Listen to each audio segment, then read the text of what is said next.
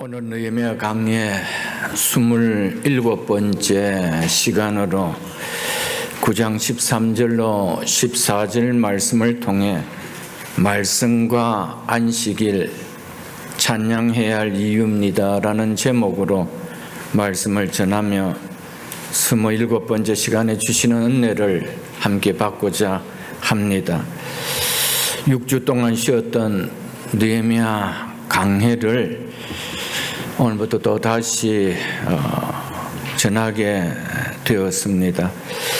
아마 6주 동안 쉬어서 이 문맥이 잘 감이 또 오지 않을 수도 있는데, 오늘 본문 그 앞에 있는 5절 하반절에 주의 영화로운 이름을 송축하라, 즉 찬양하라고 촉구했던 바와 관련해서 6절로부터 31절까지는 그 주의 영화로운 이름을 송축해야 될, 찬양해야 될 근거를 하나하나 제시하고 있는 내용입니다. 그래서 9장 6절에서는 하나님의 섭리, 찬양해야 할 이유입니다. 7절로 8절에서는 택하심과 부르심, 찬양해야 될 이유입니다. 지난번에 보았던 9절로 12절 언약과 인도하심, 찬양해야 될 이유입니다 라는 제목으로 말씀을 전했습니다. 오늘은 이어지는 13절로 14절 말씀으로 말씀과 안식일, 찬양해야 될 이유입니다 라는 제목으로 말씀을 전하고자 합니다. 오늘 본문을 다시 한번 보겠습니다. 13절입니다. 13절과 14절입니다. 또 시내산에 강림하시고 하늘에서부터 그들과 말씀하사 정직한 규례와 진정한 율법과 선한 율례와 계명을 그들에게 주시고 거룩한 안식일을 그들에게 알리시며 주의 종 모세를 통하여 계명과 율례와 율법을, 여기서 계명과 율례와 율법은 율법 전체를 가리키는 포괄적 의미로 사용된 말이라 보시면 되겠습니다. 율법의 다양한 표현들이죠. 계명과 율례와 율법을 그들에게 명령하시고, 이스라엘 백성들이 출애굽하고 숫꽃, 에담, 엘림, 신광야 그리고 르비암을 거쳐서 3개월째 시내산에 이르러 그 앞에서 장막을 칩니다. 이곳에서 비로소 이스라엘 백성들은 정식으로 계약을 통해 하나님의 백성이 되었으며, 아울러 앞으로 이 백성이 어떻게 하나님을 경배해야 할 것인지 알게 하는 율법을 수여를 받게 됩니다. 이는 이스라엘 백성들을 하나님을 섬기는 민족으로 세우고자 하기 위함이었습니다. 하나님께서 이스라엘 백성을 출애굽시키신 중요한 이유를 우리는 여기에서 볼 수가 있습니다. 그것은 첫째, 그들에게 율법을 주시기 위함이라고 말하고 있습니다. 그리고 두 번째는 그들에게 안식일을 알리기 위함이라고 말씀하고 있습니다. 우리는 이 말씀을 볼 수가 있을 것입니다. 율법과 안식일 제도는 하나님께서 이스라엘 백성에게 신앙과 생활의 규범을 주신 것이었습니다. 율법은 이스라엘 백성에게 언약의 백성으로 살아가는데 절대적인 신앙과 필요한 삶의 지침이었습니다. 하나님께서는 율법을 통해 이스라엘 백성들이 택함받은 거룩한 백성으로 살아갈 수 있도록 하기 위하여 율법을 주신 것이었습니다. 율법은 하나님께서 주신 것이기 때문에 이 율법보다 세상에 완전한 가르침은 없는 것입니다. 율법은 우리 인간에게 주어진 완전한 하나님의 말씀이시기 때문에 성경보다 우리에게 기쁨을 주고 행복을 주고 복되게 해주는 것은 없다는 것이죠. 그런 의미에서 율법은 하나님의 백성에게 주신 하나님의 선물인 것입니다. 그래서 말씀이 찬양해야 될 이유인 것이죠. 시편 시편 19편을 한번 찾아보겠습니다. 구약 시편 19편 7절로 11절입니다. 구약 성경 815쪽입니다. 구약 성경 815쪽 시편 19편 7절로 11절 말씀입니다.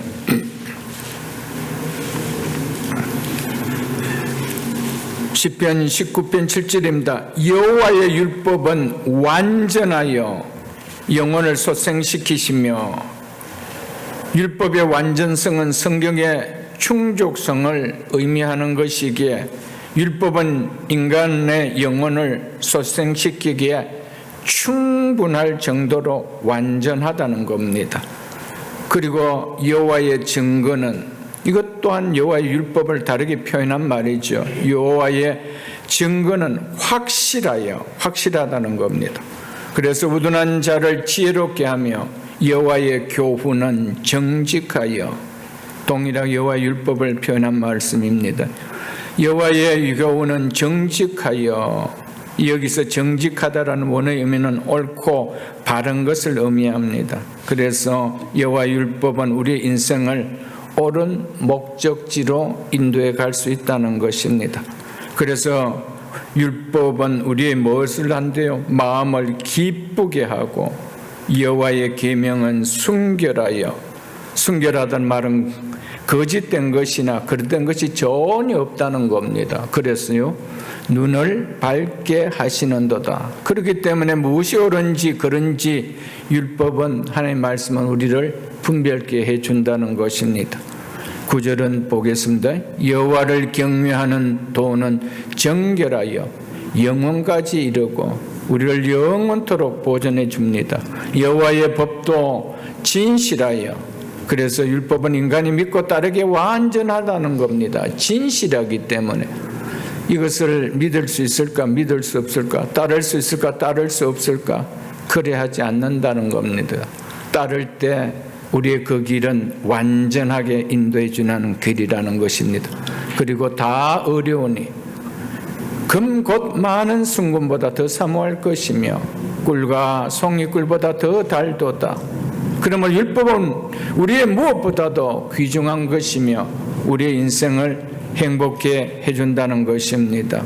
11절 보겠습니다. 또 주의 종이 이것으로 경고를 받고, 이 경고라는 의미는 권고, 가르침, 이런 의미입니다. 이것을 지킴으로 상이 큽니다. 아멘. 그래서 오늘 다시 우리 본문을 돌아가 보면은 13절에 보면은 율법이 뭐라도요? 정직한 규례, 진정한, 이 확실한, 참된, 이런 의미입니다. 율법과 선한 율례와 계명을 그들에게 주시고라며, 하나님 주신 율법을 정직한, 진정한, 선한이라는 수식어가 붙어 있는 것을 우리가 알 수가 있는 것입니다.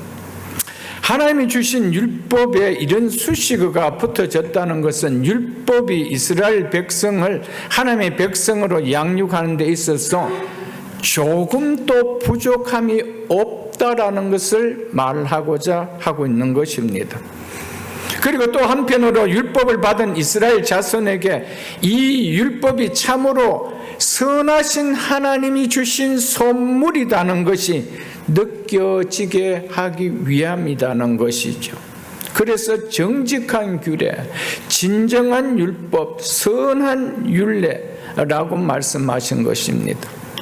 정직한 규례, 정직한 율법, 진정한 율법, 선한 율법이 우리를 어떻게 인도할까요, 여러분들? 선하게 인도하지요.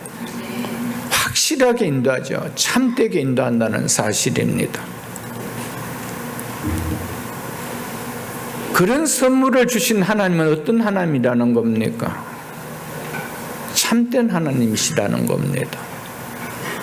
우리와 약속한 모든 약속은 진정하게 이루시는 진정한 하나님이시라는 겁니다. 이것을 말해주고 있는 것입니다. 하나님께서 이스라엘 자손들에게 율법을 주심은 그들의 행동을 규제하기 위해서가 아닙니다. 이스라엘 자손이 자신들을 하나님 백성으로 삼아주신 하나님과 친밀한 교제를 하면서 애굽 문화에 젖어온 그 죄악의 생활을 버리고 온전한 삶을 살 수 있도록 하기 위하여 정직한 규례, 선한 율례, 진정한 율법을 그들에게 주신 것입니다. 하나님은 비인격적인 존재가 결코 아니십니다. 인격적으로 인간과 교류하기를 원하셔서 하나님께서는 당신의 형상으로 인간을 창조하신 인격적인 존재인 것입니다.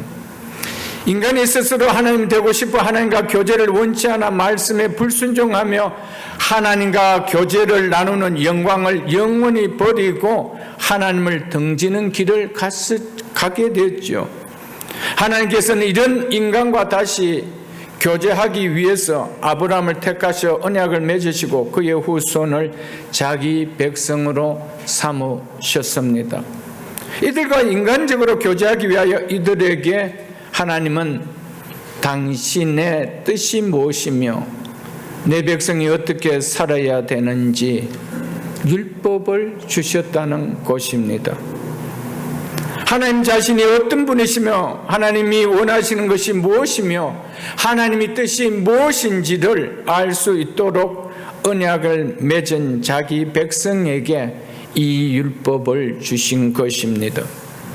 하나님께서는 당신이 주신 말씀을 통하여 자기 백성과 교제하기를 원하셨습니다. 하나님께서 우리에게 말씀을 주신 율법을 주신 가장 큰 이유는 당신과 교제하기 위해서입니다.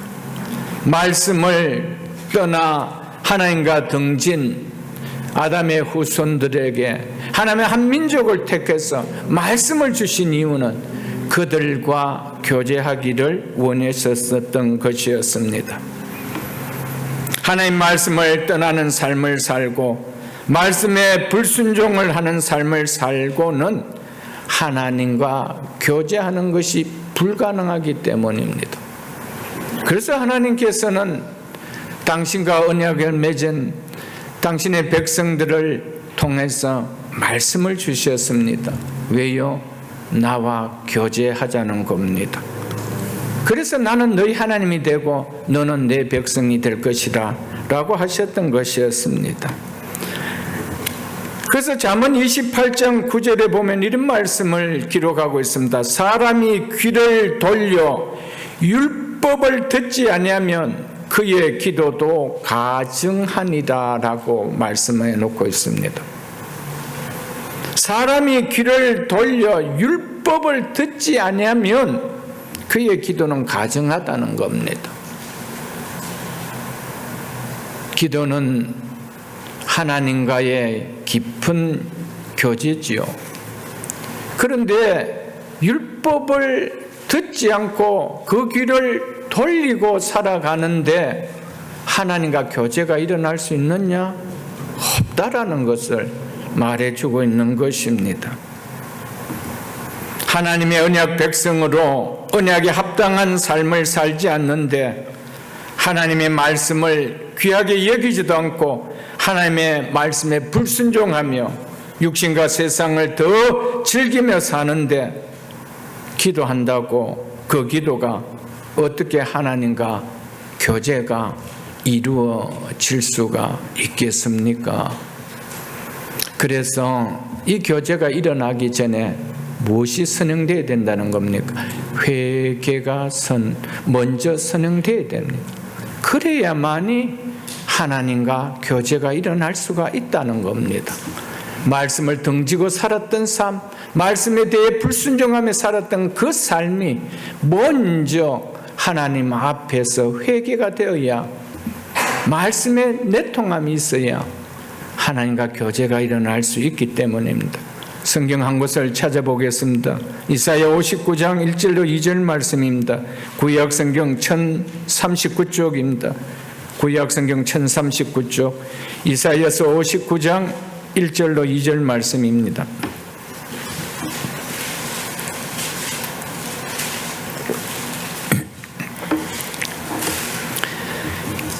이사야서 59장 1절입니다. 여호와의 손이 짧아 구원하지 못하심도 아니요 귀가 둔하여 듣지 못하심도 아니라.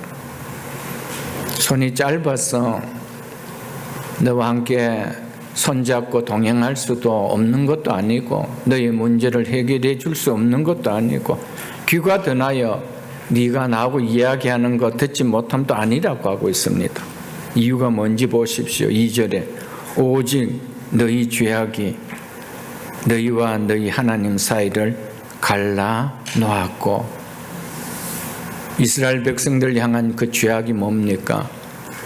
하나님 말씀을 떠난 삶이죠. 율법을 등진 삶이죠. 그것이 너희와 너희 하나님 사이를 갈라 놓았다. 교제되지 못하게 했다는 것이죠, 여러분들. 그래서 너희 죄가 그의 얼굴을 가리어 너희에게서 듣지 않으시게 함이라. 아멘. 하나님과의 교제가 이루어지지 않는다는 말입니다. 그래서 그 얼굴을 가렸대요. 얼굴을 가렸는데 무슨 교제가 일어나겠어요, 여러분들. 하나님은 당신과 교제하기를 원치 않는 자기 백성을 원하지 않습니다. 그래서 하나님은 끊임없이 자기 백성과 교제하는, 그래서 너는 내 백성이 되고 난 너희 하나님이 되기 위하여 말씀에 순종할 수 있도록, 말씀에 귀가 열릴 수 있도록, 말씀을 삶에 담을 수 있도록 하나님은 끊임없이 다루시고 다루었던 거 아니겠습니까, 여러분들? 하나님께서 언약의 백성인 이스라엘 백성에게 왜 율법을 주셨을까요? 언약 백성의 합당한 삶을 가르쳐 주시기 위해서입니다.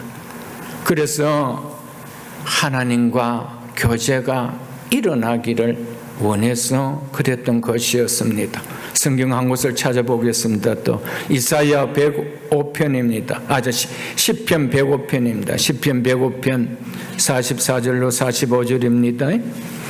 구약 성경 그 앞에 있는 880쪽입니다. 880쪽 시편 105편 44절입니다. 시편 105편 44절입니다. 여러 나라의 땅을, 여기서 여러 나라의 땅은 가나안 족속들이 사는 가나안 땅을 가리킵니다. 그 땅을 그들에게 주시며, 이스라엘 백성에게 주셨단 말이죠.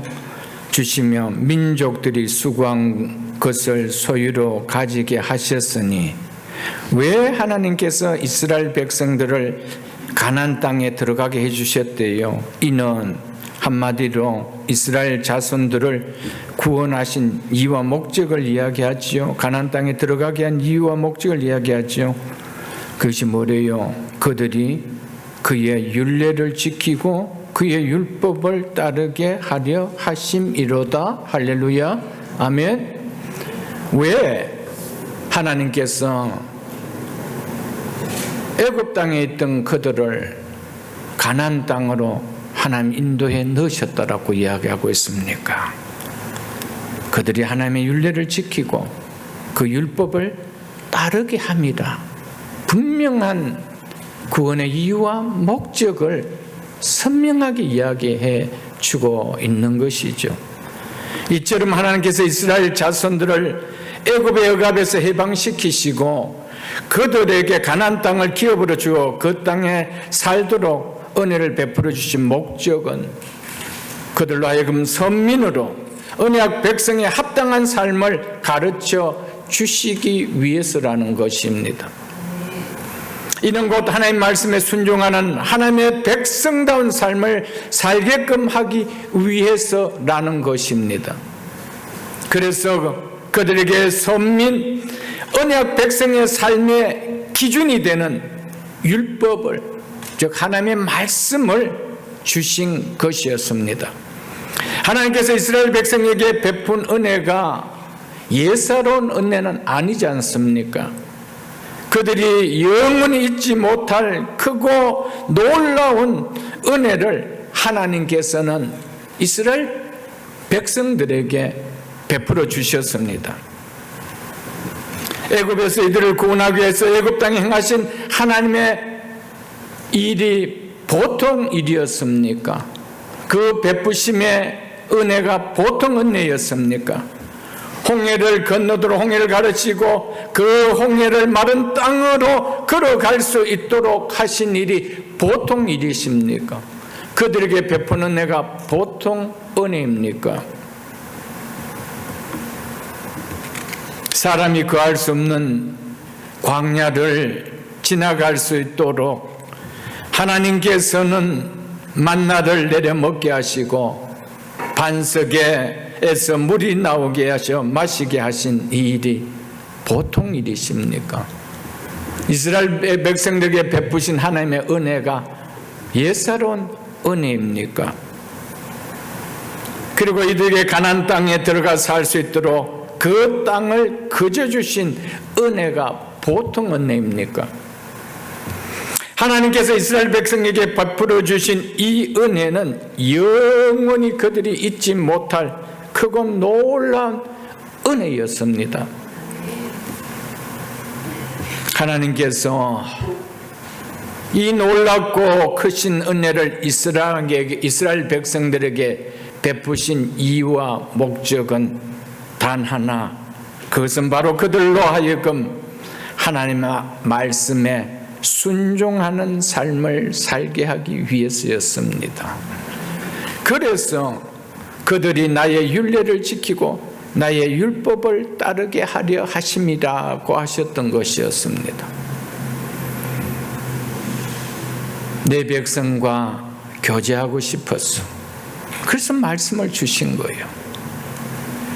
그래서 그 말씀에 내가 너희들이 원하는 뜻이 무엇인지, 너희가 하나님 백성답게 사는 것이 어떤 삶인지를 얘기해 주셨던 것이었습니다.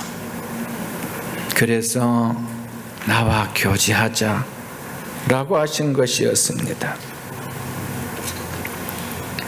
그러므로 이스라엘 백성들은 마땅히 하나님께서 주신 말씀에 순종을 보이는 삶을 살아야 하는 것이 너무나 당연한 일입니다. 마땅한 일입니다. 이것은 결코 의무감에서가 아니라 하나님께서 베풀어 주신 은혜에 대한 반응이라는 것이죠. 얼마나 큰 은혜를 이스라엘 백성들에게 베풀어 주고 그들이 얼마나 큰 은혜를 받았었다는 것은 이것 때문이라고 했을 때 이것은 의무감이 아니라 받은 은혜의 당연한 표현일 뿐이라는 것입니다. 내가 너희들에게 율법을 주고 싶었어. 내 말씀을 주고 싶었어. 그래서 내가 이런 은혜를 너희가 잊지 못할 크고 놀란 은혜를 내가 베풀지 않았느냐? 어느 민족이, 어느 누가 이런 은혜를 받은 민족이 있으며 사람이 있느냐? 근데 이스라엘 백성들은 이것을 무거운 짐으로 여겼습니다. 의무감으로 여겼습니다.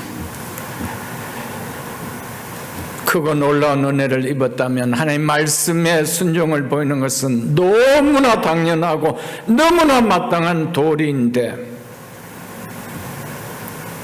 그들은 그것을 무거운 짐으로, 무거운 의무감으로 여겼습니다. 받은 은혜만 좋고 받은 은혜에 대한 이유와 목적은 버렸다는 것이죠. 이것이 오늘 교회 안에 있는 성도인 우리들의 모습이 아닐까요? 하나님께서 이스라엘 백성들과는 비교될 수가 없는 은혜를 받았습니다. 하나님께서 사랑하는 당신의 독생자 아들을 십자가에 내어주기까지 하는 크신 일을 행하신 은혜를 우리에게 베풀어 주셨습니다. 이스라엘 백성들이 받은 출애굽의 그 애굽의 종살에서 해방되는 그 구원과는 비교될 수 없는 구원을 받았습니다. 그리고 하나님께서 은혜를 행하실 때 이스라엘 백성들이 출애굽하는 베풀어 주신 은혜와는 비교될 수 없는 하나밖에 없는 당신의 아들을 십자가에 내어주기까지 하는 은혜를 우리에게 베풀어 주셨습니다. 근데 그 은혜만 좋고 그 은혜를 베풀어 주신 이유와 목적은 관심을 두지 않는다는 겁니다. 그것이 오늘의 교회 안의 성도의 모습이 아닐까요? 이스라엘 백성들만 모습일까요? 그렇지 않다라는 것을 우리에게 말씀해 주고 있습니다. 내가 너희들을 왜 구원해 주었느냐? 왜 애굽의 종살에서 너희들을 해방시켜 주었느냐? 이스라엘 백성들이 애굽에서 해방되는 이 구원은 장차 우리의 구원의 그림자일 뿐이었습니다. 우리는 엄청난 구원을 받은 자 아닙니까? 왜 우리에게 구원을 베풀어 주셨습니까? 그들에게 율법을 주신 것처럼 우리에게 하나님의 말씀을 주시기 위함입니다. 믿으십니까, 여러분들? 우리는 이 말씀을 얼마나 순종하며 살기를 원합니까? 다급하면 하나님 앞에 살려주세요, 이거 주세요, 이거 해주세요 기도는 하는데 그 기도 이전엔 하나님과 얼마나 교제함이 있었습니까? 우리 자녀들 키워보면 알잖아요, 여러분들. 다급하면 엄마 아빠 이것 좀 해주세요 그러는데 평소에 식사 자리에서 한 번도 대화가 없다가 급한 일이 있으면 이것 좀 해주세요 라고 한다라면 그게 진정한 교제가 되어지는 것은 아니잖아요, 여러분들. 사랑하는 성도 여러분, 그래서 사람이 귀를 돌려 율법을 듣지 않냐면 그의 기도도 가증하니라는 이 말씀은 옛사람 말씀이 아닌 것을 우리는 기억할 수 있기를 주님 축복합니다.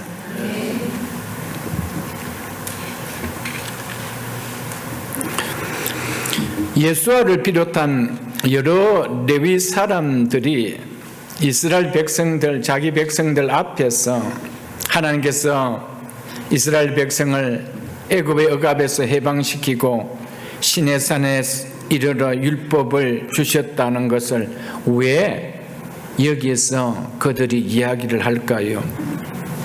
이스라엘 백성이 어떤 존재인지를 예수아를 비롯한 레위인들이 그들에게 인식시켜 주기 위해서였습니다. 하나님의 말씀을 받은 존재가 아니냐? 그럼 하나님께서 왜 우리에게 하나님의 율법을, 하나님의 말씀을 주셨는가? 이것을 생각하기 위해서 이야기를 지금 이야기하고 있는 것입니다. 하나님께서 우리 민족을 애굽에서 해방시키고 가나안 땅에 들어가고 하셨지 않았냐? 그에 대한 분명한 목적을 우리가 알고 있어야 하지 않느냐? 이것을 이야기하기 위해서였습니다. 그래서 하나님께서 뭘 하셨다라고 말씀하고 있습니까? 시내산에 강림하시고 하늘에서부터 그들과 말씀하사 정직한 규례와 진정한 율법과 선한 윤례와 계명을 그들에게, 우리 조상들에게 주시고라고 하셨던 것이었죠. 이걸 강조하고 있는데 우리가 어떤 민족이라는 겁니까? 우리가 바벨론의 폴에서 돌아와서 지금 다시 고토로 돌아와서 사는 우리의 존재가 어떤 존재인가를 회상시켜주고 있는 것이죠.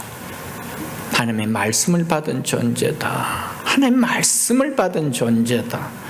이걸 지금 회상시키고 있지요.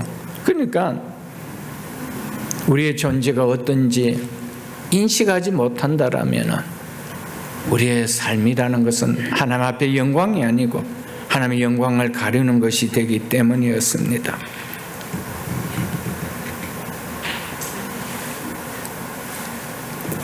사랑하는 성도 여러분, 우리는 어떻습니까? 이스라엘 백성들은 유월절 어린 양의 피로서 구원이 일어나게 한 은혜였다면 우리는 그 유월절 어린 양의 예표가 되시는 당신의 아들이 십자가에 피 흘려서 우리를 구원해 준 사건 아닙니까? 이스라엘 백성과 우리가 받은 구원이 격이 같겠습니까, 여러분들? 그들은 단순히 애굽 땅에서 가나안 땅으로 옮겨진 것이지만 우리는 사망에서 생명으로 옮겨진 거예요. 어둠에서 빛의 나라로 옮겨진 거예요. 진노의 자식에서 기업의 상속을 받는 하나님의 양자가 되는 그 존재가 변화로 옮겨진 자라는 것이죠. 이 사랑이 예사로운 사랑이냐는 것입니다. 하나님께서 이스라엘 백성에게 베풀어 주신 은혜와 비교할 수 없는 이 크고 놀라운 은혜를 우리에게 베풀어 주신 목적이 뭐라는 겁니까? 그것은 하나님께서 이스라엘 백성들에게 은혜를 베푸신 목적과 결코 다르지 않다. 결코 다르지 않다. 이걸 얘기해 주고 싶어 하는 거 있는 것입니다. 하나님께서 우리를 하여금 당신의 말씀에 순종하게 하기 위해서 하나밖에 없는 사랑하는 아들까지 십자가에 내어주시며 우리를 죄에서 구속하시고 하나님의 자녀로 삼아주시고 영원한 생명과 영원한 기업을 값없이 주셨습니다. 구원받은 하나님 자녀로서 합당한 삶을 살게 하기 위해서 하나님은 당신의 하나밖에 없는 독생자를 희생하면서까지 우리를 구원해 주셨습니다. 구원 베풀어 준 자녀답게 살으라고. 그럼 어떻게 사는 것이 자녀답게 사는 것이죠? 그래서 우리에게 말씀을 주셨다는 것이죠. 그래서 우리에게 말씀을 주셨다는 겁니다.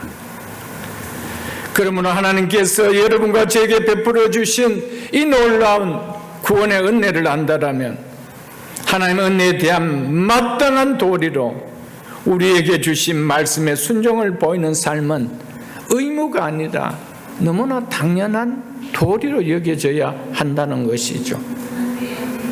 자녀가 부모의 말에 순종하는 것이 의무입니까? 당연한 도리입니까?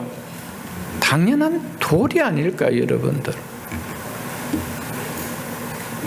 그런 우리가 하나님으로 받던 그 은혜와 그 사랑이 얼마나 큽니까?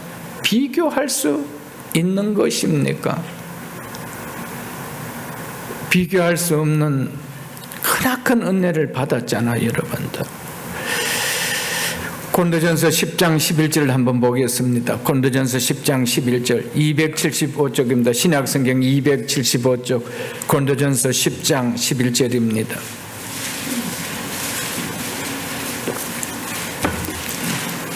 고린도전서 10장 11절입니다. 그들에게 일어난 이런 일이, 이어서 그들은 과거 이스라엘 백성들을 말합니다. 이스라엘 백성들이 실패했던 그 역사를 지금 들추어 이야기하고 있는 것이죠. 그들에게 일어난 이런 일은 본보기가 되고 누구에게? 모든 사람에게 본보기가 되고 또 말세를 맞는, 이 말세를 살아가는 이런 말인데, 말세는 예수 그리스도의 초림으로부터 재림 이전까지 모든 시간을 말세라고 나타내지요. 그 말세를 살아가는 우리를 뭐 하기 위해서요? 깨우치기 위하여 기록되었느니라. 아멘.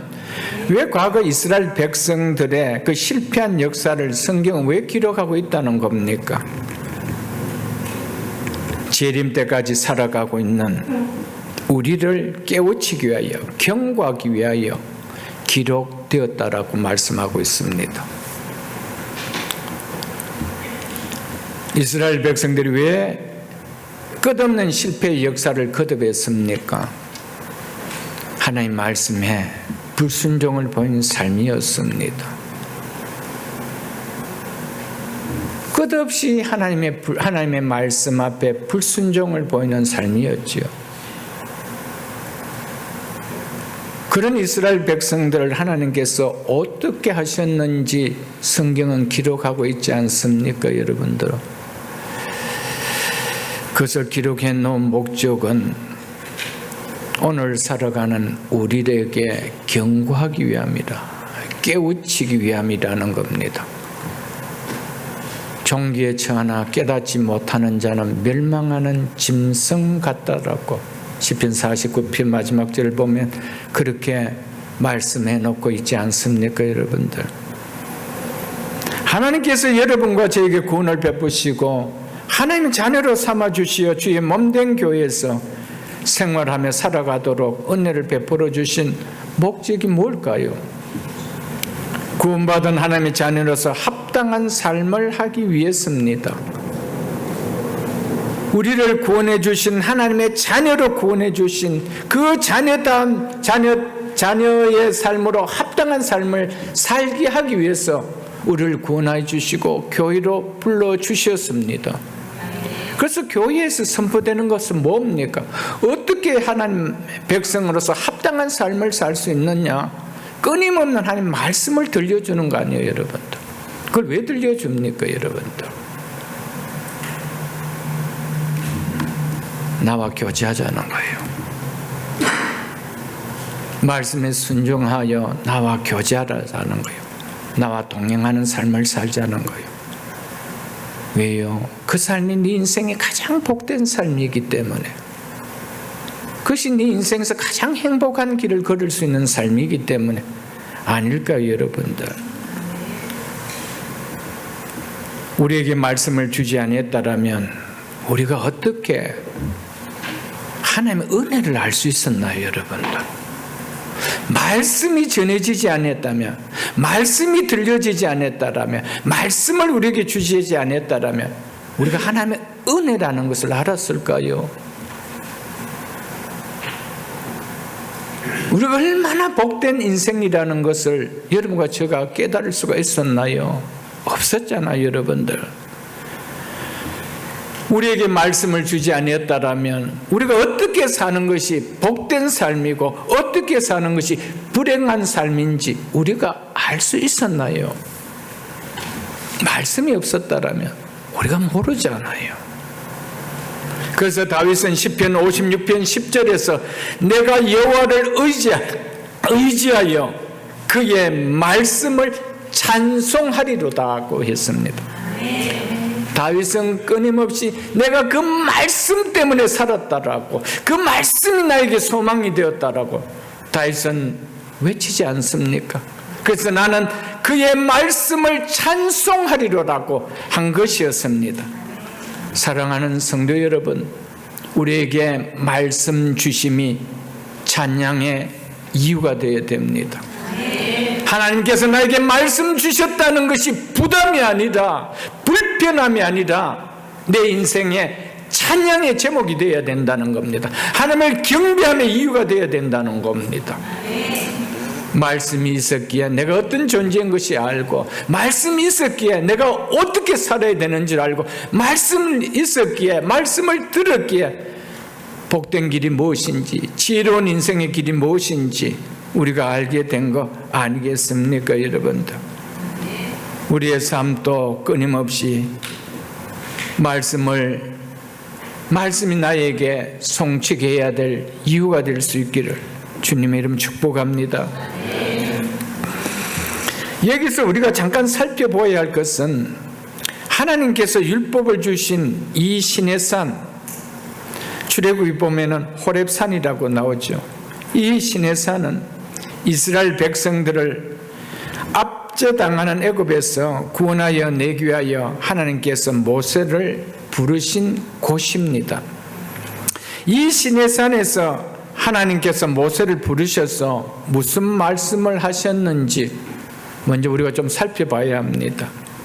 모세가 80세가 됐을 때 어느 날 우연히 장인 이드로의 양떼를 치는 모세가 호렙산에 이르게 되는데, 그때 불이 붙었으나 꺼지지 않는 떨기나무를 보게 되죠. 그리고 모세가 불붙은 떨기나무 앞에 섰을 때 그것으로부터 여호와 하나님께서 모세를 향해서 네가 선 곳은 거룩한 땅이니 네 발에 신을 벗으라고 말씀하셨습니다. 그리고 하나님께서 모세에게 애굽에서 억압당하며 고통받고 있는 내 백성을 내가 건져 인도하여 젖과 꿀이 흐르는 가나안 땅으로 데려갈 것이라고 말씀해 주십니다. 그러면서 모세에게 내가 너를 바로에게 보내어 너에게 내 백성 이스라엘 자손을 애굽에서 인도하여 내게 하리라는 말씀도 주십니다. 그러자 모세가 이렇게 하나님께 아뢰입니다. 출애굽기 3장을 한번 펴보시기 바랍니다. 출애굽기 3장, 구약성경 85쪽입니다. 구약성경 85쪽 출애굽기 3장 11절로 12절입니다. 출애굽기 3장 11절입니다. 모세가 하나님께 아뢰되 내가 누구기에 바로에게 가며 이스라엘 자손을 애굽에서 인도하여 내리까? 그러니까 하나님께 이렇게 답합니다. 12절에 하나님이 이르시되 내가 반드시 너와 함께 있으리라. 네가 그 백성을 애굽에서 인도하여 낸 후에 너희가 이 산에서, 네가 지금 있는 이 산에서 하나님을 섬기리니 이것이 내가 너를 보낸 증거니라. 이렇게 말씀하셨습니다.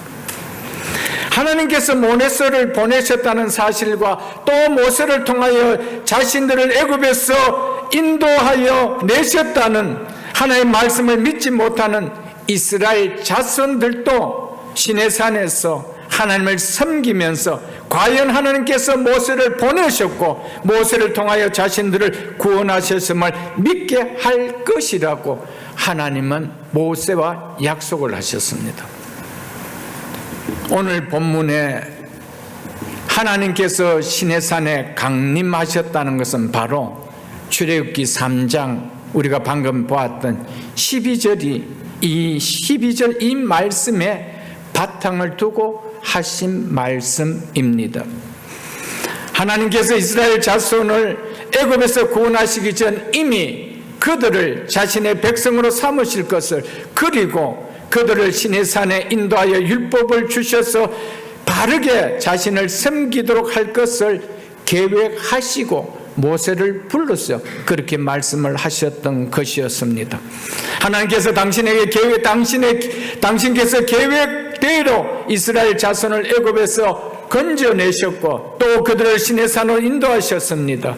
그리고 애굽에서 건지시고 인도하여 내신 하나님을 잘 섬길 수 있도록 너희가 이 산에서 하나님을 섬기라고 말씀하신 대로 이 산으로 인도하여 잘 섬길 수 있도록 그곳에서 율법을 주셨던 것이었습니다. 이처럼 하나님의 말씀은 거짓이 없는 완전하고 확실하고 정직하고 순결하고 정결하기 때문에 반드시 결과가 하신 말씀을 증거하게 된다는 사실입니다. 그래서 이사야서 55장 10절과 11절에 보면은 비와 눈이 하늘로 내려서 그리로 돌아가지 아니하고 땅을 적셔서 소출을 나게 하는 것 같이 내 입에서 나가는 말도 헛되이 내게로 돌아오지 아니한다라고 말씀하셨습니다. 이것이 하나님의 말씀입니다. 하나님께서 하신 말씀대로 이루어지지 않는다라면 결코 하나님은 이 세상을 창조하시고 섭리하신 분이 아니시라는 것입니다. 하나님께서 섭리하고 계시기 때문에 내가 말하는 것은 반드시 이루어진다는 겁니다. 당신이 창조하신 이 우주 세계를 당신이 섭리해 가지 않는다라면 어떻게 말씀하실 수가 있습니까? 몇십 년 뒤에, 몇백 년 뒤에, 아니 몇천 년 뒤에 일어날 일들을 하나님은 말씀하실 수가 있습니까? 그 말씀을 이룰 수 있는 섭리하시는 분이기 때문이라는 겁니다. 하나님 모세를 불러서 약속한 그대로 모세가 시내산에 도착했을 때 하나님을 섬길 수 있도록 하나님은 당신의 백성들에게 율법을 주셨다라고 말씀하고 있는 것입니다.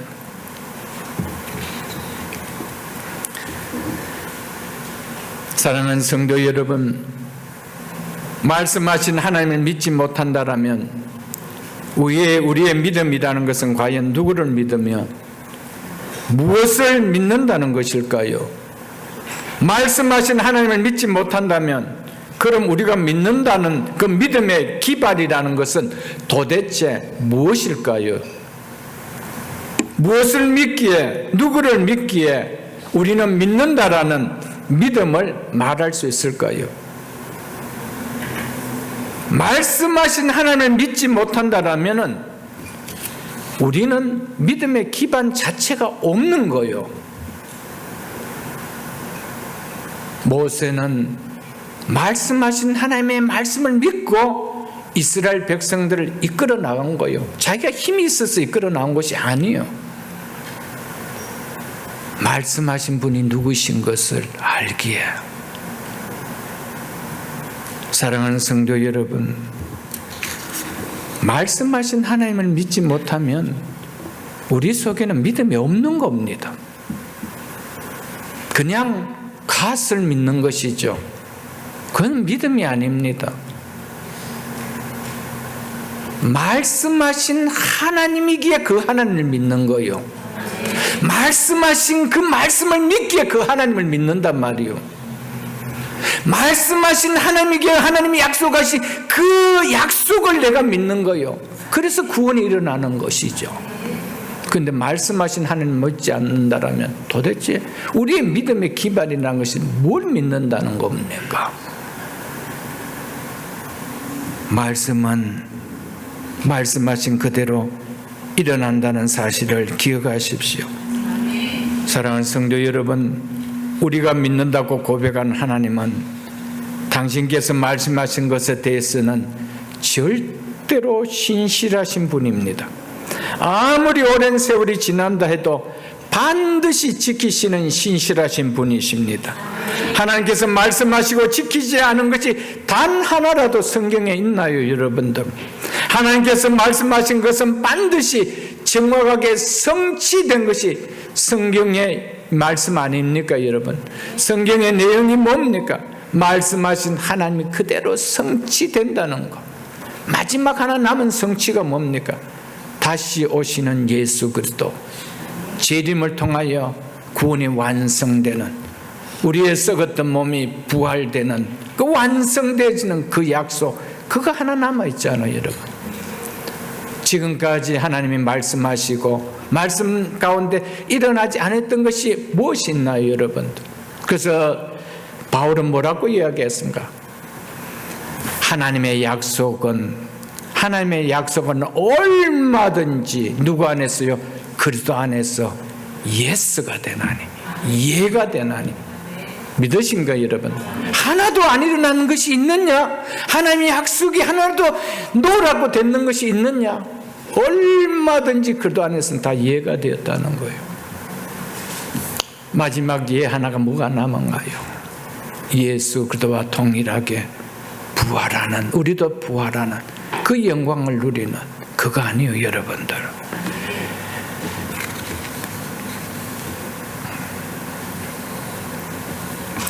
왜 바울은 구약에 나타나신 하나님의 약속이 그리스도 안에서 모두 성취된 것을 성취되었다라고 예라고 했을까요?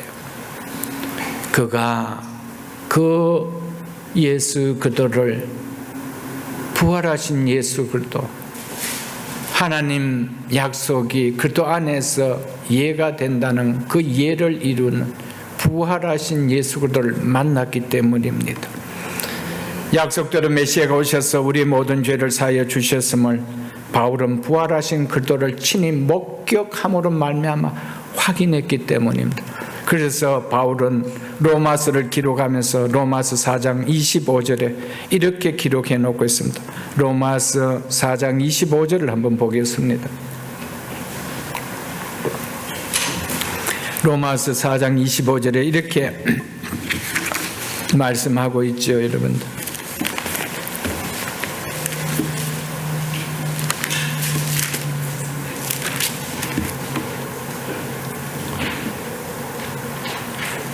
(245쪽입니다) 구약성 신약성 254쪽 로마서 4장 25절입니다. 예수는 우리가 범죄한 것 때문에 내어줌이 되고 또한 우리를 의롭다 하시기 위하여 살아나셨느니라 라고 하셨던 것이었습니다. 예수 그리스도께서 부활하지 않으셨다라면 십자가의 죽으심이 우리의 죄를 사하셨다는 증거가 결코 될 수 없기 때문에 예수 그리스도를 통하여 메시아를 통하여 하나님께서는 우리의 죄를 사해 주신다라고 약속하셨는데 그 약속의 증거가 뭐냐는 거예요. 십자가에 죽으시고 부활하심을 통하여 증거되었다는 거예요. 그래서 바울은 하나님의 약속은 얼마든지 그리스도 안에서 이해가 된다고 했던 그 이유가 부활하신 예수를 만났기 때문이었습니다. 그래서 바울은 고린도전서 15장 17절에서 이렇게 말씀하고 있습니다. 282쪽인데 한번 찾아보겠습니다. 고린도전서 15장 17절입니다. 고린도전서 15장 17절 이렇게 말씀하고 있습니다. 그리스도께서 다시 살아나신 일이 없으면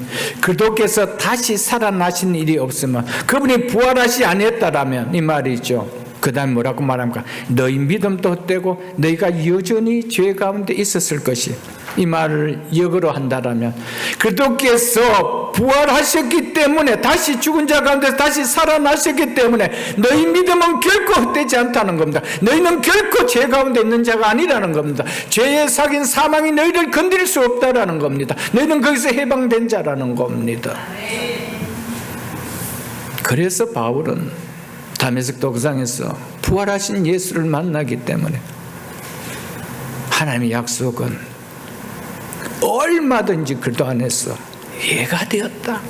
얘의 정점이 어딨냐? 부활 아니냐? 부활. 내가 그걸 목격한 자가 아니냐는 거예요. 그러면 하나님께서 하신 모든 말씀은 이미 이루어졌으며 지금도 이루어져 가고 있으며 앞으로도 이루어질 것입니다. 장차 그리스도께서 재림하실 때 하나님의 말씀은 완전하게 다 성취될 것입니다. 그리스도께서 다시 오시겠다고 하신 약속은 물론이고 산자와 죽은 자를 심판하시고 믿는 성도들의 몸이 그리스도와 동일한 영광스러운 몸으로 부활되는 완전한 구원이 이루어지며 그 약속도 이루어진다는 것입니다. 왜요? 하나님의 말씀이기 때문에. 왜요? 하나님의 말씀은 신실한 말씀이기 때문에. 말씀 자체가 신실하신 그분의 입에서 나왔기 때문에, 그래서 정직한 말씀이라고, 참된 말씀이라고, 선한 말씀이라고 하고 있는 거 아니겠습니까?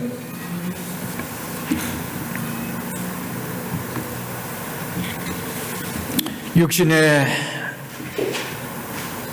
죽음으로 맞는 개인적 종말을 맞든 그리스도께서 재림하시는 역사적 종말을 맞든 하나님께서 하신 말씀은 우리에게 분명하게 성취되어 영광스럽게 나타남을 우리는 분명하게 두 눈으로 목격하게 될 것입니다.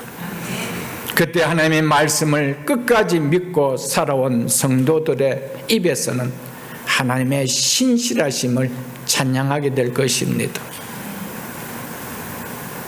우리가 하나님의 말씀을 믿고 나갈 때 마지막 우리의 입술을 통하여 고백해 되는 것은 하나님의 말씀은 신실했다. 그 말씀 그대로 믿고, 그 말씀을 믿고 나에게 말씀 그대로 나타나게 하기 때문이죠. 그게 영광 아니에요. 그것 때문에 하나님 말씀 믿고 우리가 살아가는 거 아니에요. 마지막 우리의 육신적으로 맞이하는 개인적 종말이 되든 예수 그리스도께서 오셔서 맞이하게 된 종말적 역사적 종말이 되든 우리는 말씀하신 하나님의 말씀, 그 말씀을 믿고 살아온 그 삶의 결과를 우리는 목격하게 된다는 것이죠. 그래서 우리의 입술로 고백하게 되는 것이 뭡니까? 하나님은 신실하시다. 하나님은 신실하시다. 사랑하는 성도 여러분, 이 공동체에서 함께 신앙생활을 하며 하나님의 말씀을 듣고 있는 우리 모두는 마지막 우리의 죽음 이후에 하나님은 신실하시다라고 고백할 수 있는, 하나님의 말씀을 붙들고 신앙생활을 할 수 있는 여러분과 제가 될 수 있기를 주님의 이름으로 축복합니다. 그래서 우리가 찬양할 이유 중에 하나가 뭐라는 겁니까? 말씀 때문이라는 것이죠. 말씀을 주셨기에 그 말씀이 우리의 찬양할 이유라는 겁니다. 14절에 이렇게, 오늘 본문 14절에 이어서 이렇게 말씀하고 있습니다. 거룩한 안식일을 그들에게 알리시며. 아마도 예수를 비롯한 여러 레위 사람들이 백성들 앞에 율법의 계명 가운데서 먼저 거룩한 안식일을 언급한 것으로 보아서 안식일의 중요성을 강조하기 위함은 물론이고 오랜 바벨론 포로 생활 동안 안식일 준수에 관한 계명을 철저하게 이행하지 않았음을 나타내는 것으로 보여집니다. 그들은 안식일의 의미조차도 인식하지 못하고 있었기 때문에 거룩한 안식일을 우리 조상들에게 알리셨다라고 말씀하고 있는 것입니다. 그래서 이들은 여호와 하나님께서 율법을 주셨다는 사실을 말하면서 그 계명 가운데 거룩한 안식일을 그들에게 알리셨다는 이 사실을 제일 먼저 언급했다는 것은 율법의 모든 계명 가운데서 가장 이것이 근본이 되며 중심이 되는 안식일의 규정을 선민 이스라엘 백성들이 잘 순수하지 않았기 때문이었습니다. 이 말은 선민으로서 언약 백성으로서 살아야 할 합당한 삶의 근본이요 중심이 무너진 채 생활해 왔다라는 것을 말해주고 있는 것입니다. 하나님의 창조 사역에 대한 이 인식과 하나님으로부터 계시를 받지 않고는 이 하나님에 대해서, 창조 사역에 대해서는 우리는 결코 알 수가 없습니다. 그렇기 때문에 하나님의 계시를 받은 이스라엘 백성과 무관한 이방인으로서는 결코 하나님의 창조 사역을 알 수가 없는 것입니다. 그런데 이스라엘 백성은 하나님께로부터 계시를 받았습니다. 율법을 받은 자입니다. 그렇기 때문에 하나님이 천지를 창조하셨다는 사실을 너무 잘 알고 있는 것이죠. 그러므로 여호와 하나님께서 이스라엘 백성들에게 있어서 안식일을 준수하라, 안식일을 거룩하게 지키라 계명을 주시면 창조주 하나님을 온전히 믿는 믿음을 나타내라는 이 말입니다. 하나님께서 창조하시지 않았다라면 안식일을 지키라는 말이 나올 이유가 없습니다. 성경을 한번 먼저 창세기를 한번 보겠습니다. 창세기 2장 1절로 3절을 한번 보겠습니다. 하나님께서 우주 만물을 창조하신 당신을 온전하게 믿는 믿음을 안식일 준수하는 것을 통하여 볼 수가 있기 때문에 율법을 주시면서 특별히 안식일을 지키는 것의 중요성을 말씀했던 겁니다. 창세기 2장 1절입니다. 천지와 만물이 다 이루어지니라. 하나님 창조 사역이 다 이루어졌다 이 말이죠. 이 말은 하나님께서 계획한 플랜대로 조금도 오차 없이 완전하게 계획대로 이루어졌다 이 말입니다. 천지와 만물이 다 이루어지니라. 2절 하나님이 그가 하셨던 일을 일곱째 날에 마치시니, 일곱째 날에 마치시니, 여기서 마치다라는 칼라라는 이 히브리어 단어는 앞에 나온 이 히브리어 단어는 완성하다는 뜻인데 이것은 1절에서는 다 이루어지다라고 번역해 놓고요. 여기서는 마치시니라고 번역해 놨습니다. 같은 뜻입니다. 즉 일곱째 날에 완성하시니 이 말입니다.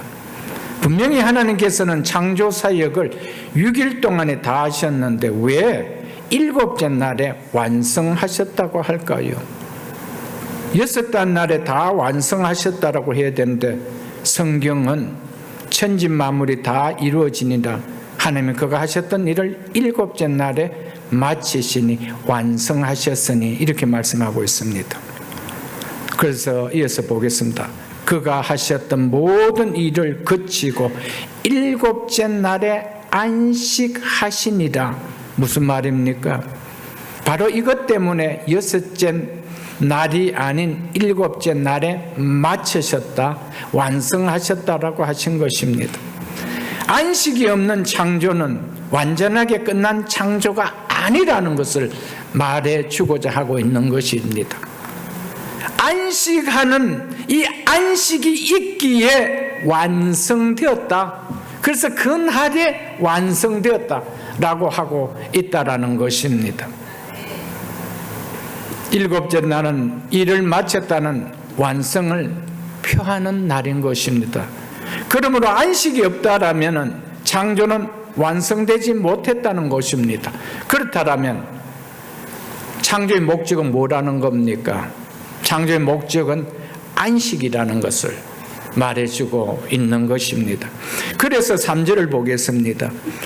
하나님이 그 일곱째 날을 복되게 하사, 이것이 창조의 목적이기 때문에 그 목적의 그 날을 복되게 하사 거룩하게 하시고, 이 거룩이라는 것은 구별을 의미합니다. 구별하시고, 왜냐하면 이유가 들어가죠. 이는 하나님이 그 창조하시며 만드셨던 모든 일을 마치시고 그 날에, 즉 일곱째 날에 안식하셨기 때문이라 이렇게 말씀하고 있습니다. 창조의 하이라이트이 뭐라는 겁니까? 안식이라는 겁니다. 목적이 뭐라는 거예요? 안식 때문이라는 겁니다. 그래서 그 날을 복되게 하사 구별한 날로 내가 만들었다, 이렇게 이야기하고 있습니다. 이사야 40장 28절에 보면 영원하신 하나님 여호와 땅끝까지 창조하신 이는 피곤하지 않으시며 곤비하지 않으시며 라고 말씀하셨습니다. 이런 하나님이신데 천지를 다 창조하신 후에 안식하니라 하시니라고 말씀하실 이유가 있겠습니까? 이 말씀을 안 하셨으면 안식이 안 되지고 그렇게 했습니까? 하나님은 영원히 안식하시는 분입니다. 그럼에도 불구하고 하나님께서 2번이나 일곱째 날에 안식하셨다고 강조한 것은 궁극적으로 하나님의 형상으로 지음받은 인간에게 안식을 주기 위함이었습니다. 하나님의 형상으로 지음받은 인간이 안식을 누릴 수 있는 길은 안식하시는 하나님 안에 거할 때만 주어질 수 있는 것이기 때문에 이렇게 말씀하신 것입니다. 우리 인간의 참된 안식은 누구에게 있느냐? 안식하신 그분 안에만 들어갈 때 있다는 거예요. 그래서 예수님께서 이 땅에 오셨을 때 나는 누구라고 했습니까? 안식일의 주인이라고 했습니다. 그렇기 때문에 안식의 주인 되신 그분에게 들어가야 참 안식을 누릴 수 있는 거예요. 그래야 수고하고 무거운 짐진 자다 다 내게로라. 내가 너희를 쉬게 하리라. 너에게 안식을 주겠노라. 이렇게 말씀하셨던 것이었습니다. 하나님 당신은 영원히 안식이 필요하신 분이 아닙니다. 그렇기 때문에 그분은 피곤치 않으시며 곤비치 않으신 분이라고 그랬습니다. 쉼이 필요하신 분이 아닙니다. 그런데 왜 2번이나 일곱째 날에 안식하셨다라고 이야기할까요? 이분 속에 들어올 때만 진정한 안식이 있다는 것을 말씀하기 위해서라는 것이죠.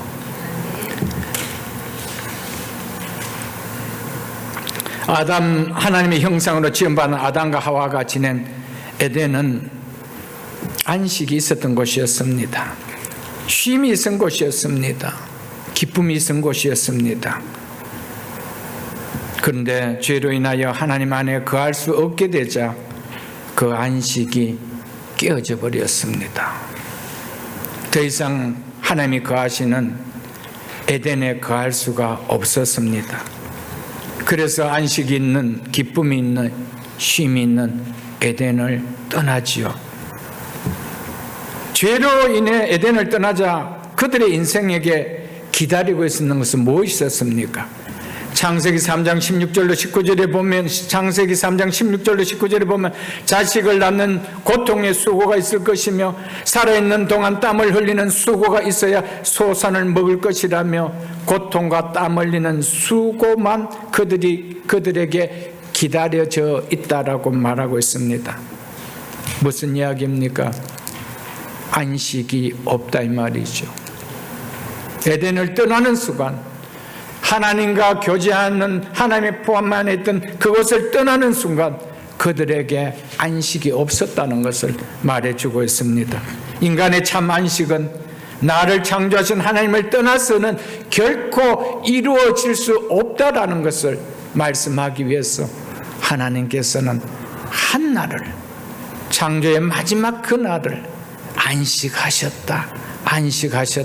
그리고 그날을 복되게 하시며 하나님은 거룩하게 구별해 놓으셨다라고 말씀하셨습니다. 그렇기 때문에 이날에 안식일을 지키는 당신의 백성들에게 하나님 뭐를 주십니까? 참 안식을 주는 거예요. 참 안식. 이 안식은 궁극적으로 영원한 안식에 대한 그림자죠. 그림자를 우리에게 보여주고 있는 것입니다. 출애굽기를 한번 보겠습니다. 출애굽기 20장을 한번 보겠습니다. 출애굽기 20장 8절로 11절입니다. 구약성경 112쪽입니다. 구약성경 112쪽. 출애굽기 출애굽기 20장 8절로 11절은 10계명 가운데 4계명이 해당되는데, 안식일을 기억하여 거룩하게 지켜라. 하나님께서 시내산에서 이렇게 명하신 것은 안식일이 시내산에서 제정된 것이 아니라는 것을 암시해 주고 있죠. 안식일을 기억하라는 것은 그 전에 말씀하셨기 때문에 기억하라는 겁니다. 없었던 것을 어떻게 기억할 수 있나요? 이것은 오늘 시내산에서 새롭게 안식일을 주신 것이 아니라 이 말이죠. 안식일을 기억하여 거룩하게 지켜라. 기억한다는 말은 단지 성경에서는 기억을 떠올린다는 의미에 그치지 않습니다. 힘써 기억해서 실천하라는 의미입니다. 즉 안식을 기억하는 것은 피조 세계에서 존재하게 하는 안식의 원리를 인정하고 스스로 그것을 지키라는 의미지요. 9절을 보겠습니다. 여섯 동안 힘써 내 모든 일을 행할 것이며 일곱째 날 네 하나님 여호와께서 일곱째 날은 네 하나님 여호와의 안식일인즉, 이 말은 안식일이 하나님께서 당신의 날로 거룩하게 구별했다는 말이죠. 그래서 네 하나님 여호와의 안식일인즉이라고 얘기했습니다. 레위기 19장 3절에서는 이 안식일을 가리켜서 하나님께서 나의 안식일이라며 나의 안식일을 지키라고 하셨습니다. 그러므로 이 날은 우리가 마음대로 사용할 수 있는 우리 날이 아니라는 것을 말해주고 있습니다. 그래서 뭐래요? 너나 네 아들이나 네 딸이나 네 남종이나 네 여종이나 네 가축이나 네 문 안에 머무는 객이라도 아무 일도 하지 말라. 이는 여섯 동안 나 여호와가 하늘과 땅과 바다와 그 가운데 모든 것을 만들고 일곱째 날에 쉬었습니다. 그러므로 나 여호와가 안식일을 복되게 하여 그 날을 거룩하게 하였느니라. 그러므로 우리가 안식일을 어떻게 지켜야 할지 분명하게 깨달을 것입니다. 안식일을 지킨다는 것은 그날이 중심이 우리가 아니라는 겁니다. 그분의 날이라는 겁니다. 나의 안식일이라는 겁니다. 그렇다면 그날의 주인공은 우리가 아니요, 그분인 거예요. 그분의 중심으로 지키라는 거예요. 오늘 예수를 믿는다로 간 성도 가운데 이 주일을 내 중심으로 지킵니까? 하나님 중심으로 지킵니까? 주일마저도 내가 인생의 주인인 거예요. 이 날마저도 내 날인 거예요. 그분의 날이 아니에요. 내 스케줄대로. 그래서 내 스케줄에 오늘 스케줄이 비면은 그날 하나님 앞에 나오는 거예요. 있으면은 안 나오는 거예요. 누구 날이라는? 내 날이라는 거예요. 내 날인데 인심 쓴다는 거예요. 누구에게? 하나님 앞에 인심 쓴다는 거예요. 그날은 나의 안식일이니 구별하여 지켜라. 거룩하게 지켜라. 아멘. 하나님은 안식일은 여호와 하나님의 안식일이기 때문에 하나님을 섬기도록 구별해 놓은 복된 날이므로 우리는 이 날을 우리의 날처럼 사용해서는 안 됩니다. 반드시 하나님께 예배하는 날로 구별해야 됩니다. 그래서 그날을 하나님 앞에 예배하기 위해서 무엇하라는 겁니까? 모든 육체의 노동을 멈추라는 거예요. 쉬지 않고 예배할 수 있습니까? 우리의 노동을 내려놓지 않고 하나님 앞에 예배 드릴 수 있습니까?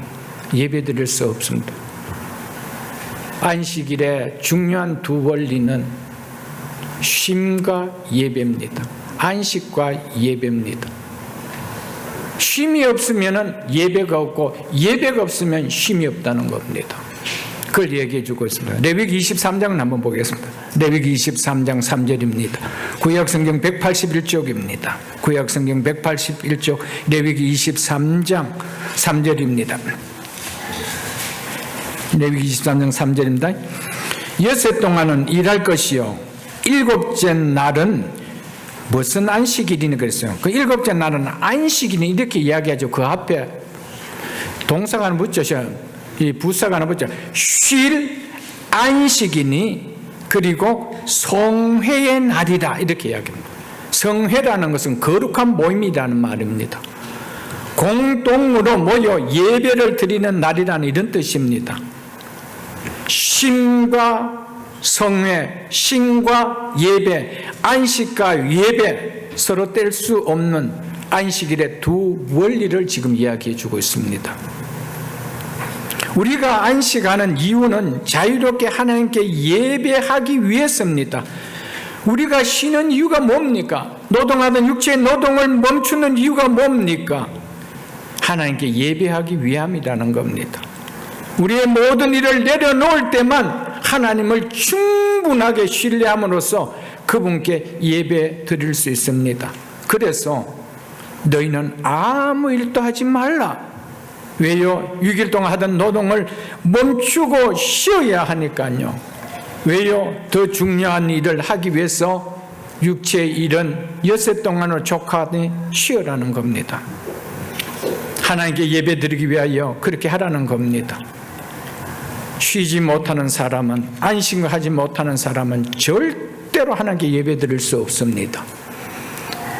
안식 없이 예배함 없는데 영원한 안식이 그 인생 속에 주어질 수 있을까요? 없다라는 것을 이야기하고 있습니다. 쉬지 못하는 사람은 절대로 하나님께 예배 드릴 수 없습니다. 이곳에서 안식하지 못하는데 영원한 안식은 있을 수 있을까요? 이것은 장차 우리에게 나타날 안식의 그림자인데, 그러면서 이 날은 너희가 거주하는 각처에서 뭐할? 지킬 여호와의 안식일이나. 지켜도 되고 안 지켜도 되는 날이 아닙니다. 지킬 여호와의 안식일이나.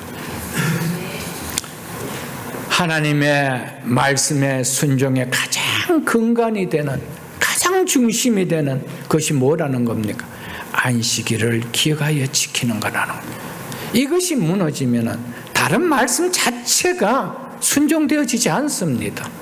다른 자체가 무너져 버리는 것이죠. 이게 근간이라는 것이죠.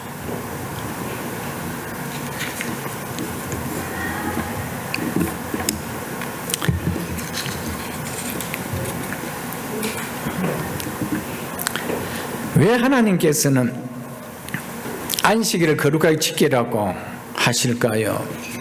그것은 잃어버린 안식을 회복시켜주기 위함이라는 겁니다. 너에게 진정한 잃어버린 회복, 안식을 다시금 진정하게 내가 회복시켜주기 위함이라는 겁니다. 안식일은 궁극적으로 예수 그리스도로 말미암아 주어질 영원한 안식의 그림자지요, 예표지요. 그래서 하나님께서는 안식일을 나의 안식이라. 그래서 하나님의 아들 예수님께서 이 땅에 오셔서 나는 안식일의 주인이라 라고 하셨습니다. 안식일의 주인 되신 예수님께서 이 땅에 오신 이유가 뭘까요? 우리에게 안식을 주기 위함입니다. 안식의 주인 되신 주님이 왜 이 땅에 오셨습니까? 안식을 잃어버린 인생들에게 참 안식을 주기 위해서, 참 쉼을 주기 위하여 안식의 주인 되신 그분이 이 땅에 오신 것이죠, 여러분.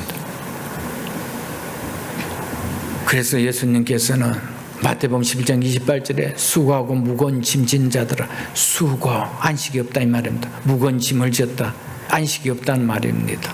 그들 향하여 다 내게로라, 내가 너희를 쉬게 하리라. 아멘. 왜요?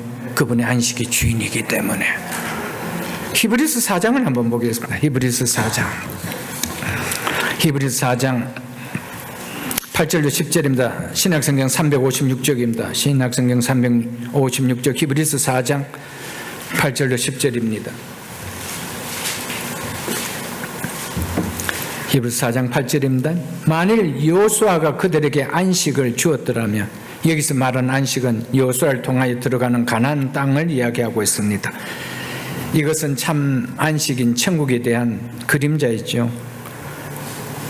만일 여호수아가 그들에게 안식을 주었다라면 그 후에 다른 날을, 하나님께서 그 후에 다른 날을 이 말이죠, 궁극적인 참 안식이 있을 거라고 이 말이죠.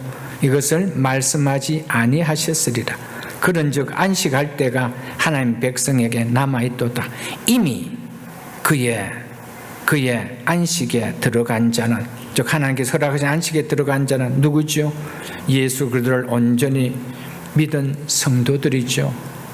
그들 가운데 이 땅에 살았던 자들은 지금 그 안식에 들어갔다는 겁니다.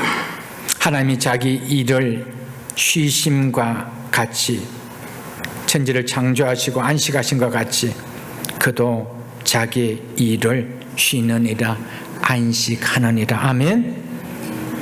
이 말씀은 안식일을 기억하며 거룩하게 지키라는 4계명의 주요한 성취를 말해주고 있습니다.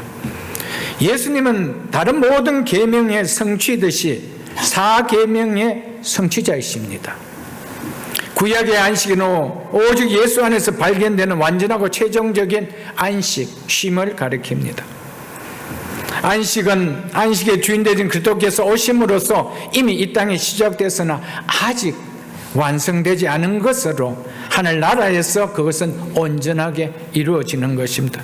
달리 표현하면 그리스도인들은 믿음으로 말미암아 이미 이 안식을 누리고 있으나 아직 완전한 안식을 누리는 것은 아니라는 것입니다. 언제요?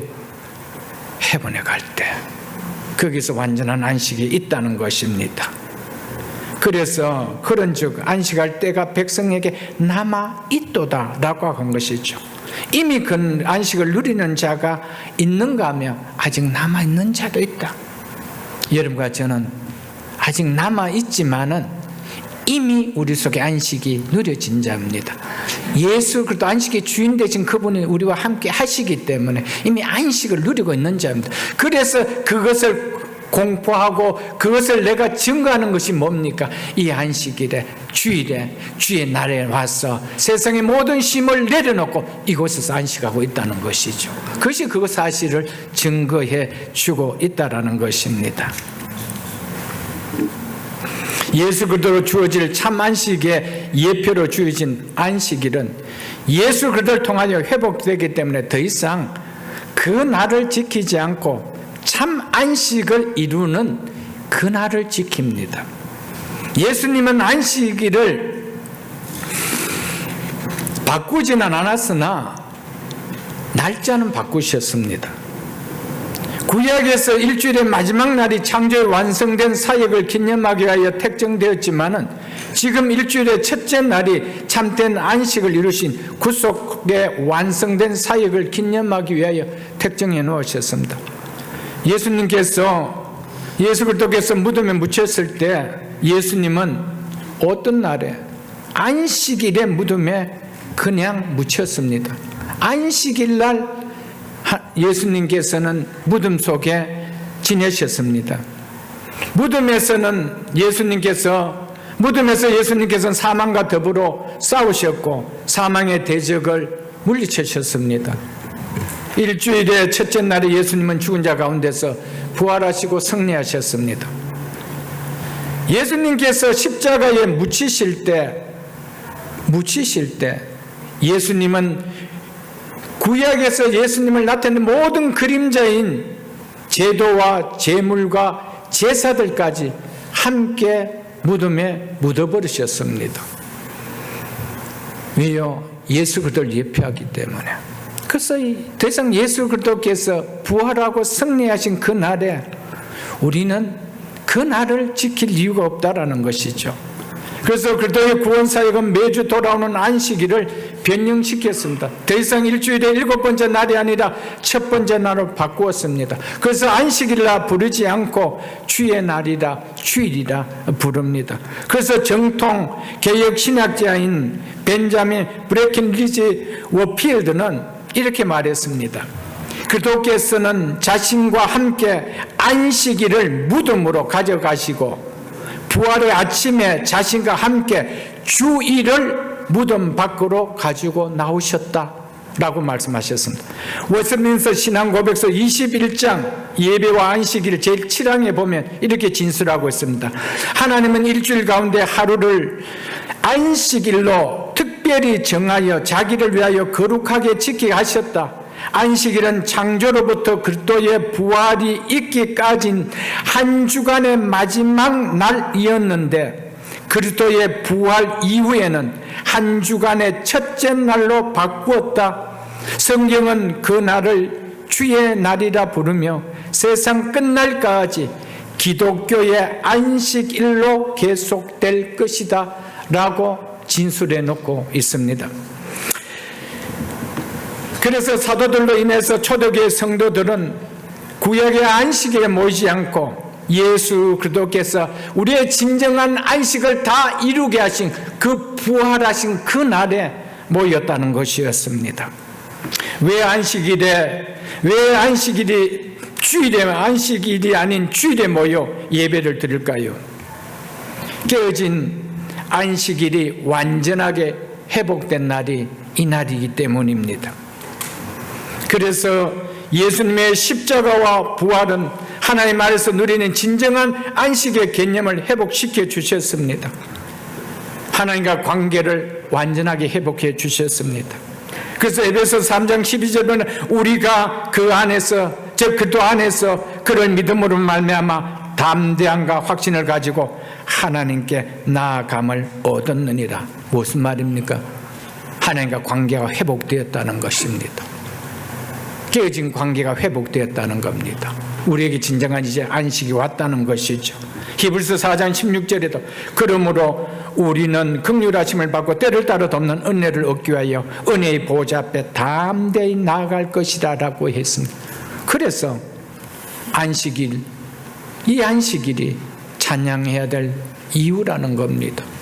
우리에게 안식을 주신 이날, 우리에게 진정한 안식을 주기 위한 이 주일 찬양해야 될 이유라는 것입니다.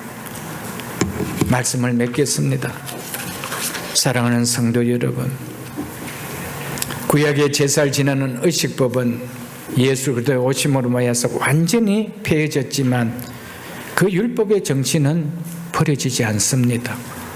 마찬가지로 신약의 성도들은 안식일을 지키지 않고 주일을 지키지만은 그 안식의 정신만큼은 절대로 흔들리서는 안 된다는 것입니다.